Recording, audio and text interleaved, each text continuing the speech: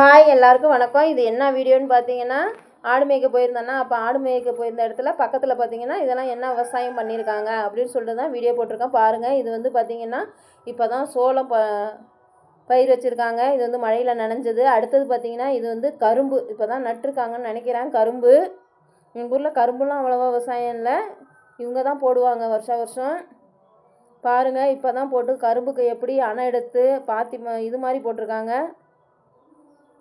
கரும்பு ஊனி தான் பார்த்துருக்கேன். இது வந்து தான் நான் தான் இப்போ தான் ஃபஸ்ட் டைமாக பார்க்குறேன். அப்புறம் பார்த்தீங்கன்னா இதுதான் நம்ம கொல்லை, எங்களோடது. இந்த கொல்லையில் பாருங்கள், இது சோளம் வந்து நல்லா பெருசாகிடுச்சு.